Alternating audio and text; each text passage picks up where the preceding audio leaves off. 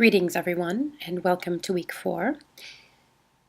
This week, we'll be examining one of Florence's most turbulent, violent, yet really creative periods in its history, from the death of Lorenzo de' Medici through to the establishment of the first Duke of Tuscany, Alessandro de' Medici, who we'll be talking more about actually next week.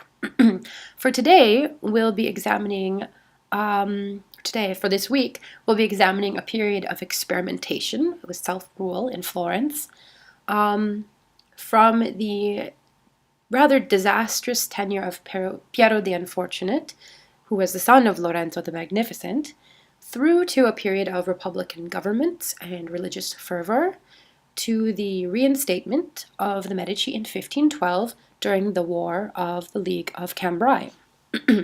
So, this week we have invasions, sieges, revolt, revolution, religious fanaticism, and really, how should we make sense of all of this?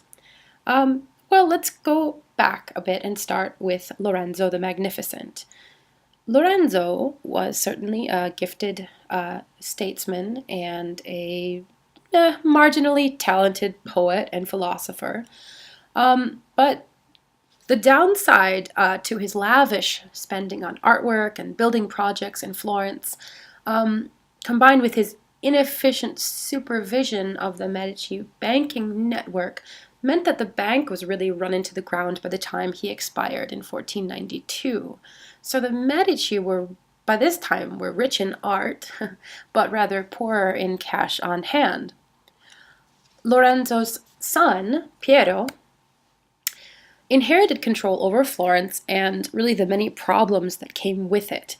So in addition to his own financial troubles with the bank being run into the ground, and having to deal with the internecine politics that were always kind of part and parcel of rule in Florence, he also had to confront the fact that there were invading armies at Tuscany's frontiers. And Florence itself was once again caught up in a tangled web of loyalties to these outside forces.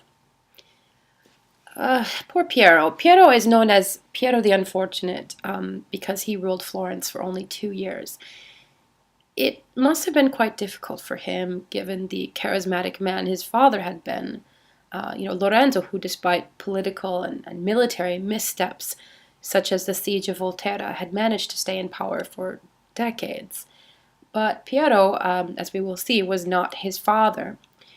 It's true that he inherited an unenviable situation. The Medici Bank, all but kaput, enemies at his doorstep, all the elite factions of Florence vying for power. But we can't say he did much to improve his situation. Our sources from the period generally describe the young Piero, who was only 20 years old when he came into power, as impetuous, undisciplined, a bit callow. Like his father, his grandfather, and great-grandfather Cosimo il Vecchio, he took to receiving leading members of Florence's government at his home, but unlike his forefathers, he meddled directly and ineffectually in political business, and in doing so he offended the Ottimati, the most powerful leaders of Florentine government, by excluding them from his inner circle. He surrounded himself with young men and a private group of secretaries.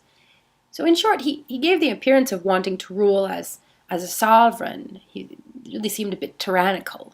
And this enraged both the leading families and lawmakers in Florence, as well as the common people who, they're accustomed to at least a semblance of republican electoral process.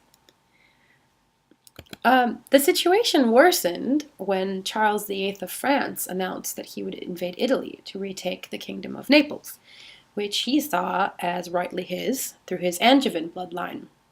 So Naples, to the south of Rome, was then part of the Kingdom of Spain, controlled by a Spanish regent. But to get to Naples, Charles VIII would first have to pass through Tuscany. So Florentines naturally feared that the city would be sacked. In the meantime, as Charles VIII's army is marching across the Alps down towards Florence, Piero had grown rather more unpopular in the city, and his next move would be the last nail in the coffin. So as Piero is coming down, past Milan and comes down to Florence, Piero rides out to meet with Charles, claiming that he's doing this kind of heroic move. He's going to treat with Charles and save the city. Instead, what happens is that Piero hands over the fortresses of Pisa, Livorno, Pietrasanta, and Sarzana, and which in reality were not even his to give. And he just completely kowtows to Charles VIII, and he surrenders Florence's most well-fortified and strategic holdings in doing so. And what he's looking at is self-preservation. Piero, well, on the surface, he seems to be negotiating with Charles to prevent a siege or a sack of the city of Florence. He's really just interested in saving his own skin. Meanwhile, the Signoria, the government of Florence, has called some emergency meetings to discuss the crisis. And it's at this point that the figure of the Dominican preacher Girolamo Savonarola, I'm sorry, I have a cold, makes a notable appearance. So Savonarola was one of the itinerant preachers making the rounds in Tuscany. He was calling on people to repent, and he claimed to have divine wisdom of future events. He was always, kind of predicting apocalyptic end of the world sort of thing, or invasions. And as it turned out, he was right. Lucky for him, because at the same time that he's going around preaching about the end of the world, you have suddenly this massive French army at your doorstep. So he's gained the ear of the local people, and he's also, he's a persuasive, charismatic character. And he gets in good also with the upper echelons of society, with some of the leading members. And so the Signoria sees him as a persuasive force, and they send him on a mission to negotiate with Charles VIII. He remains a key kind of go-between for Florence, and we'll hear a little bit more about him later.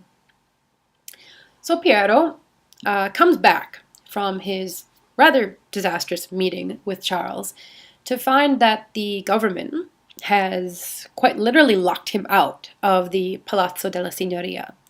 And more so, the people have turned against him. The mood in the city is not good for Piero. Then things sort of go from bad to worse. Piero's brother Giovanni, the future Pope Leo X, had to escape the city disguised as a Franciscan friar. And meanwhile, the rest of the Medici family quietly leaves town for their country villas, or they go to seek refuge in Bologna, Venice, and other cities. Medici staffers, too, go into hiding. And then the family palace is sort of pillaged of its works of art, or taken away by other people. Meanwhile, the Signoria, the leading, again, the government of Florence, abolishes the councils and cabinets that had formed part of the government under Piero and his father Lorenzo. They allowed back into the city many families that had been exiled while the Medici were in power. But they also fought incessantly amongst themselves, and a power vacuum emerged in the absence of the Medici.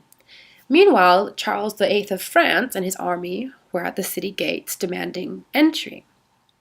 So the Signoria managed to delay Charles's entry for approximately 5 or so days, and in the meantime called up the Florentine militia from the countryside, and they secretly placed them in key positions around the city. Then they let Charles and his army in. Machiavelli later wrote that Charles VIII took Italy with chalk because his advisors walked the streets of Florence, marking the doors of private homes that they deemed suitable for French officers and courtiers to take up residence. Charles himself set up shop in the Medici Palace, and he ruled there as a conqueror, despite the fact that he had been purposefully let into the city by its government on condition that he would continue on his way down to Naples. In the meantime, the tension in the city is palpable. Women and children are taunting the French soldiers from windows and throwing rocks down at them. Um, Charles himself begins making demands of the government, and he's insisting that he will appoint a French representative to rule Florence in his name once he departs for Naples. So the mood in the city is not good. In the end, two things saved Florence from being sacked by the French. The first was money, the second was Savonarola.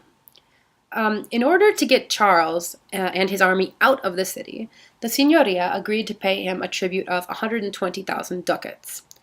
Savonarola, meanwhile, was convinced that Charles was really God's representative on earth, holier and more legitimate than the Pope, and he convinces Charles to move on with his campaign.